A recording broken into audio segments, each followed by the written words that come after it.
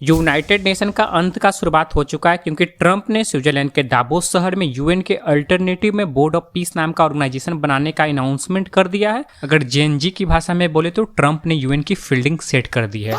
Calling the United Nations useless and now he's trying to build an alternative. He calls it the Board of Peace. Board of piece के permanent member बनने के लिए हर country को $1 billion यानी पूरे 9,000 करोड़ रुपए पे करना होगा। इतने ज्यादा रकम होने के बावजूद भी 30 से ज्यादा कंट्री ने बोर्ड ऑफ पीस में शामिल होने का वादा किया है।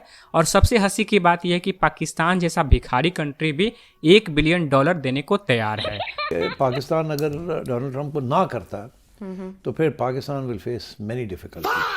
तो चलिए इस वीडियो में जानते हैं कि बोर्ड ऑफ पीस क्या है। भारत सरकार को जो इनविटेशन मिला था बोर्ड ऑफ पीस में जाने का, उसको भारत सरकार ने एक्सेप्ट किया या रिजेक्ट किया, उसके बारे में जानेंगे। और रशिया के जो प्रेसिडेंट हैं पुतिन, उन्होंने बोर्ड ऑफ पीस में जाने के लिए एक कंडीशन रखी है जो फ्रोजन मनी से रिलेटेड है, उसके बारे में भी जानेंगे। और एलन मस्क का एक कंट्रोवर्सी हो गया है बोर्ड ऑफ पीस को लेकर, उसके बारे में भी अच्छे से जानेंगे। बहुत चीज जानने को मिलेगा इस वीडियो में, तो बने रहिए। तो बात ये आती है कि बोर्ड ऑफ पीस है क्या। तो बेसिकली बोर्ड ऑफ पीस एक इंडिपेंडेंट इंटरनेशनल ऑर्गेनाइजेशन होगी। ट्रंप ने कहा है कि बोर्ड का पर्पस जो है वो गाजा में शांति लाना है, लेकिन भविष्य में यह अन इंटरनेशनल इशू से भी डील करेगी। यूं कहें कि मान लीजिए दुनिया भर में कहीं पर भी अशांति होती है तो उसका जो सीज फायर की जिम्मेदारी है वो बोर्ड ऑफ पीस का होगा, जो कि अभी तक यूनाइटेड नेशन के द्वारा होता था। इसी चलते मैंने इंट्रो में ही बोल दिया था यूनाइटेड नेशन की फील्डिंग सेट। हालांकि बोर्ड ऑफ पीस का जो ऑफिशियल अनाउंसमेंट है वो तो 15 जनवरी 2026 को ही हो गया था, लेकिन 22 जनवरी 2026 को डावोस स्विट्जरलैंड में बोर्ड ऑफ पीस का चार्टर साइन किया गया। 22 जनवरी 2026 को साइनिंग सेरेमनी के दिन 19 देशों ने बोर्ड ऑफ पीस के फाइनल ड्राफ्ट को साइन करके ऑफिशियली परमानेंट सीट ले ली, जिसमें Foreign ministers of Pakistan, Egypt, Jordan, the UAE, Indonesia, Turkey and Saudi Arabia with Qatar confirmed that their participation is now on board with Trump.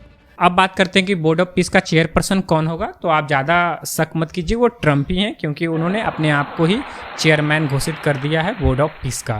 As per the Al Jazeera आप यहाँ पढ़ सकते हो, other than chairperson according to the White House a founding executive council seat at the top है ना। Board of peace votes on budget policy and senior appointment while executive board which consists of 7 members is responsible for implementing missions, जिसके member होंगे former United Kingdom के PM Tony Blair, US secretary of state Marco Rubio और Jared Kushner son in law of Trump. तो ये जो Jared Kushner हैं वो son in law of Trump है। भारत में तो अपने दामाद को BMW देने में ही पसीने छूट जाते हैं, और यहाँ ट्रंप भाई साहब ने तो अपने दामाद जी को इतने बड़े ऑर्गेनाइजेशन में एग्जीक्यूटिव काउंसलर का पद दे दिया है।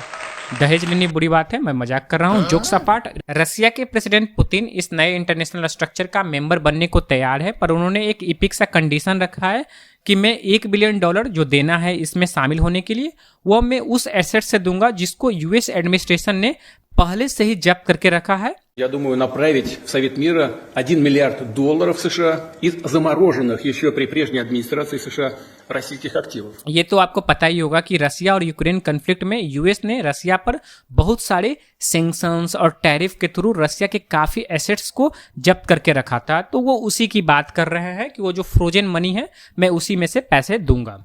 अब हम उन कंट्री की बात करते हैं जो बोर्ड ऑफ पीस में शामिल होने से इनकार कर दिया है। आप इंडिपेंडेंट के इस आर्टिकल में पढ़ सकते हैं country that have been invited but remain non committal. Cambodia है, चाइना है, क्रोएशिया है, साइप्रस है, जर्मनी है, ग्रीस है।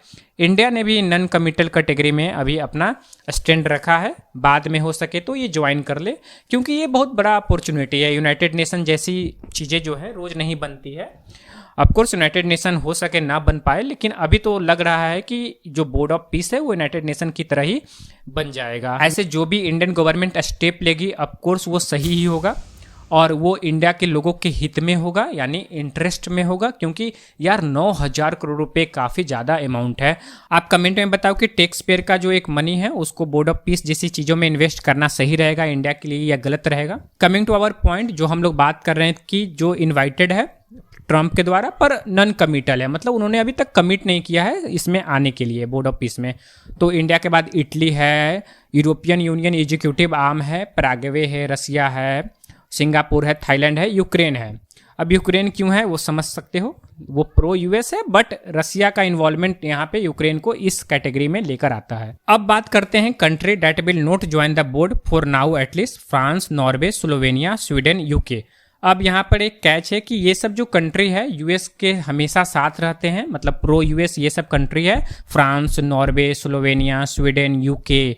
तो इस बार ऐसा क्या हो गया कि जो है यूएस का साथ नहीं दे रहे हैं बोर्ड ऑफ पीस में शामिल होने के लिए। आप जानते ही होंगे कि ट्रम्प का जो एम्बिशन है ग्रीनलैंड को अपने अधीन करना, इसी चलते ये देश अभी प्रो यूएस नहीं दिख रहे हैं। अब बात करते हैं उसकी, जो मैंने इंट्रो में बताया था कि एलन मस्क ने ट्रम्प का जो बोर्ड ऑफ पीस है उसको ट्रोल किया है। आप यहाँ पे देख सकते हो एक छोटी सी क्लिप है। about the formation of the peace summit, and I was like, is that PIEC?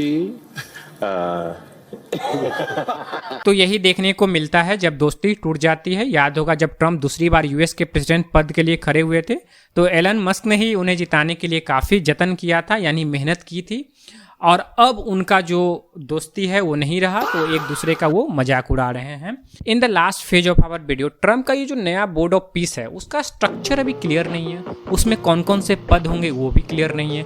क्या यूनाइटेड नेशन की तरह इसमें वीटो पावर होगा या वीटो पावर नहीं होगा, अगर होगा तो किन कंट्रियों के पास वीटो पावर होगा, ये सब चीज़ें अभी क्लियर नहीं है। इसी चलते इंडिया, चाइना, रसिया अभी वेट कर रहा है कि जब सारी चीज़ें क्लियर हो जाएगी तो हम अपना डिसीजन ले लेंगे कि हमको बोर्ड ऑफ पीस में जाना है कि नहीं जाना है। Thanks for watching till the end. इस टॉपिक पे अभी बहुत डेवलपमेंट होगा, आप चैनल को सब्सक्राइब कर सकते हो for knowing the further development in the board of piece. और भी बहुत सारे जियो पॉलिटिकल के एक्सप्लेन वीडियो देखने के लिए या करेंट अफेयर, जो इंडियन करेंट अफेयर है उसके एक्सप्लेन वीडियो देखने के लिए आप सब्सक्राइब कर सकते हो। बाकी thank you, have a nice day.